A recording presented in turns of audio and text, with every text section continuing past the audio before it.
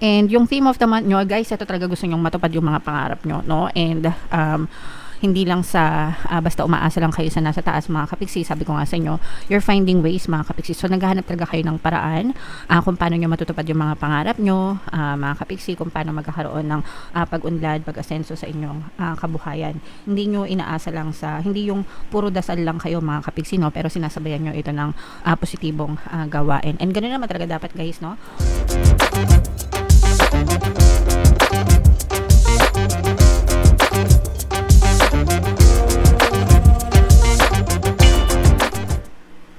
Hello guys, hello Cancer, welcome back to Pinoy Pixie Tarot. Ang pamagat na episode natin for tonight is monthly check-in, guys, para ngayong June para sa Cancer, Sun, Moon, Rising, Sign, and Venus.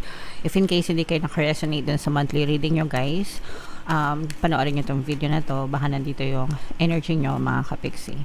So unahin natin tong deck na to, guys. Ito yung mga angel messages para sa inyo. And by the way, mga kapiksi, no, meron tayong mga pampaswerte na lucky charms, lucky bracelet. May kita nyo dun sa description box nitong video. If interesado kayo, guys, pwede nyo i-check yun. Tas pwede nyo na rin diretso i-check out, mga kapiksi. So, ito yung mga angel messages para sa inyo. Yung first message natin, guys, don't back down, okay? Stand up for what you believe is right. Ipaglaban nyo, guys, kung ano yung tingin nyo na kailangan nyong ipaglaban sa buhay nyo. Huwag kayong matakot as long as wala kayong inaapakan na tao, wala kayong minamaliit, mga kapiksi. And wag din kayo basta-bastang sumuko sa buhay nyo. Wag kayong aatras. Sulong lang ng sulong, mga kapiksi. Yung buhay natin, pasulong lang. Papunta lang tayo sa future, guys. So make sure na move forward lang tayo palagi, mga kapiksi. Okay? So yun yung first message sa inyo, guys. Yung second message naman sa inyo, guys, is be strong. Maging malakas, mga kapiksi. Okay? You are stronger than you think you are. And your strength assures a happy outcome. So, minsan nakala natin di natin kaya, pero sa totoong buhay, kayang-kaya natin, mga kapiksi, okay? So, you are strong, you are confident, you just have to believe in yourself, mga kapiksi. You can do it. You can be, do, and have anything that you want, mga kapiksi. Alright? And of course, ito, guys, napapanahon na ito na mensahe, no? Mother Earth, guys, no? You are called upon to help with environmentalism. So, hindi lang para sa Cancer, pero para sa lahat. Guys, kung ano yung pwede nating itulong para sa paligid natin, sa Mother Earth natin. Dito tayo nakatahan, guys. Dito tayo nakatira. So, make sure na inaalagaan natin, mga kapiksi. Okay? Kung ano yung mga simpleng pwede natin gawin, guys, yung paglilinis ng bahay nyo, ng bakuran nyo, yung pagtatapon ng basura sa tamang lugar, guys, yung magtatag-ulan na naman, guys, 'di ba? Ilang tumbling na naman, uulan na naman, mga kapiksi. Alam naman natin sa Pinas, tuwing umuulan, nandiyan talaga yung baha, and sometimes hindi lang naman dahil sa baha lang talaga, 'di ba? Sometimes kasi yung mga drainage, dahil sa mga basura, 'di ba, na nahaharangan. And of course, syempre, mga puno, 'di ba? So, alam mo 'yun, kung ano yung pwede nating gawin, guys, we can only do so much. Syempre, madali lang sabihin. Pero kung sama-sama, kayang-kaya, guys. At least man lang yung sa basura, no? Nakakagigil kasi yung mga basura, 'di ba? So, yeah. So, comment down below, guys, if naka-resonate kayo dyan. Tingnan natin yung mga mensahe sa inyong Cancer. Habang sinashuffle ko to, guys, panoorin nyo muna yung video natin regarding sa ating paano mag-manifest ng abundance video course. Kapiksi, sawa ka na ba sa mga struggles at hirap sa buhay mo? Masipag ka ba at masikap sa buhay ngunit hindi ka pa rin umaasenso? Ilang beses ka na bang nag-attempt mag-negosyo at mag-invest pero palagi ka pa rin nalulugi? Sa pagkakataon na ito ay maaaring may subconscious beliefs ka na nagiging balakid sa iyong pag-unlad at pagyaman. Introducing, paano mag-manifest ng abundance video course. Dito ay matututunan mong ma-overcome ang mga balakid mo para tuluyan ka ng umunlad, umasenso, sumagana, maging matagumpay, successful at maswerte sa iyong kabuhayan, pera, trabaho, negosyo, salapi at kaperahan ng bonggang-bongga. Dali, mag-send na ng email sa pinoypixie@gmail.com at simulan na ang iyong pagyaman ngayon. Alright, so sa lahat ng gusto mag-avail ng course guys, naka-flash sa screen nyo. Una, meron tayong paano mag-manifest ng abundance video course. Meron din tayong paano mawala ang third party at magkaroon ng harmonious na relationship. And meron din tayong paano pabalikin si ex revised breakup. So sa mga interesado guys, mag-send lang kayo ng email sa pinipixitaro@gmail.com. So, Cancer guys, kayo ay represent ng Queen of Cups. Kung ano na lang yung makaresonate sa inyo guys, take that message kasi hindi lahat ng mensahe ay mag-resonate. And again, sa mga naghahanap ng mga pampaswerte na lucky charms, lucky bracelet, check nyo yung item sa description box mga kapiksi. So, ito yung first card nyo guys, no? Your current self mga kapiksi. For some of you guys, no, parang this is searching mga kapiksi, no? Ibig sabihin, for some of you, parang naghahanap kayo ng mga kaalaman, pwedeng kaalaman, information, or mga pamamaraan, ganyan, para umasenso yung buhay nyo, para umangat yung buhay nyo. Pwedeng yung iba sa inyo guys, feeling ko nag-aaral, or parang gusto nyong may matutunan na bago, mga kapiksi, or meron kayong gustong i-pursue na bagong goal sa buhay nyo, tapos naghahanap kayo ng paraan guys kung paano kayo makakarating doon sa goal na yon mga kapiksi, okay? So this is more on searching, this is more on planning mga kapiksi, finding ways, no? So yan yung current self nyo, Cancer. And yung theme of the month nyo guys, ito talaga gusto nyong matupad yung mga pangarap nyo, no? And hindi lang sa basta umaasa lang kayo sa nasa taas mga kapiksi. Sabi ko nga sa inyo, you're finding ways mga kapiksi. So naghahanap talaga kayo ng paraan kung paano nyo matutupad yung mga pangarap nyo, mga kapiksi, kung paano magkakaroon ng pag-unlad, pag-asenso sa inyong kabuhayan. Hindi nyo inaasa lang hindi yung puro dasal lang kayo mga kapiksi, no? Pero sinasabayan nyo ito ng positibong gawain. And ganoon naman talaga dapat guys, no? Kaya nga, di ba, may kasaban tayo na nasa Diyos ang awa, nasa tao ang gawa. So we can only do so much, pero syempre kailangan din sabayan ng pagdadasal and positibong mental diet. So yung gusto nyo talaga mga kapiksi is maabot yung mga pinapangarap nyo sa buhay nyo guys. Yung key goal na gusto nyong i-pursue, yung iba sa inyo guys, parang you're aiming for more power, for more authority, for more, parang mas level up na buhay, mga kapiksi, no? Kumbaga parang more on nakakaangat-angat sa buhay, guys. Yun yung mga goal na gusto nyong i-pursue, mga kapiksi. Kumbaga parang para sa sarili mo, no? You want to feel good, you want to feel better, you want to feel stronger, guys, para sa sarili mong buhay, mga kapiksi. Hindi para sa ikumpara mo yung sarili mong buhay sa ibang tao, but you're doing it for yourself, okay? So, ganun yung parang goal na gusto nyong i-pursue, mga kapiksi. And yung obstacle na kailangan nyong ma-overcome, guys, is wag nyong masyadong papuntahin sa ulo nyo yung mga tagumpay nyo, yung mga success nyo, mga kapiksi. While it's okay to celebrate, syempre, no?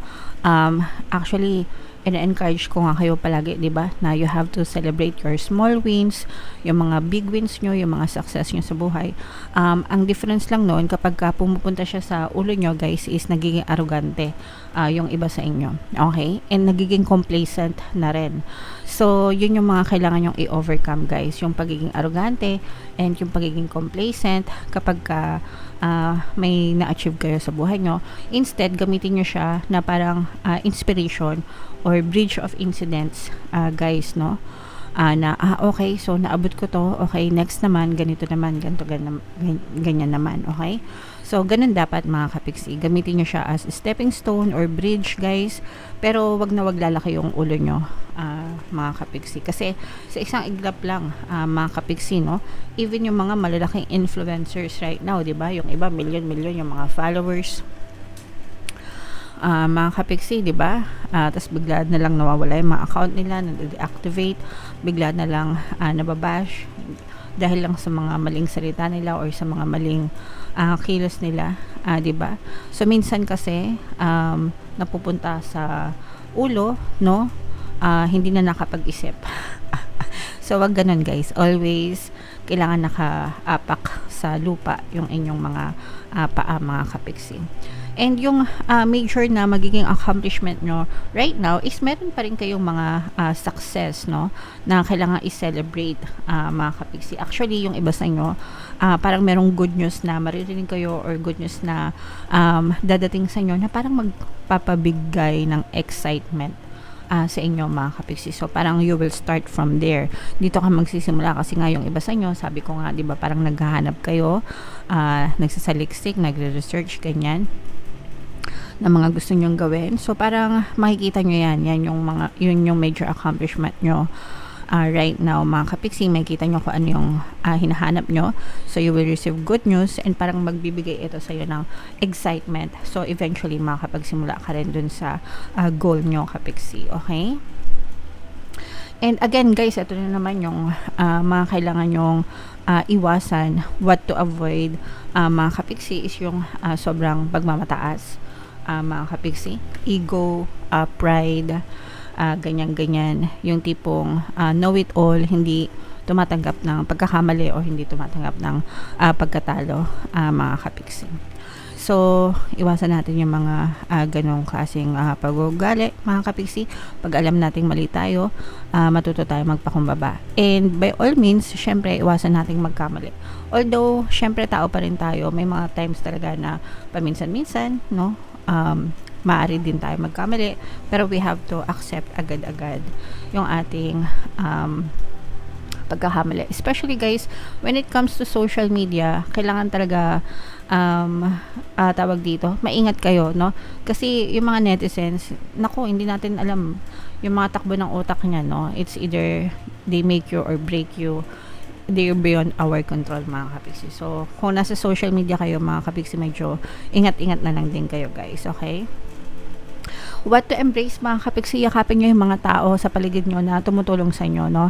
Kasi there are a lot of people na gustong tumulong sa inyo or maaring makatulong mo sa pag-abot ng mga dreams mo. Collaboration, guys, teamwork, cooperation, working with other people, guys.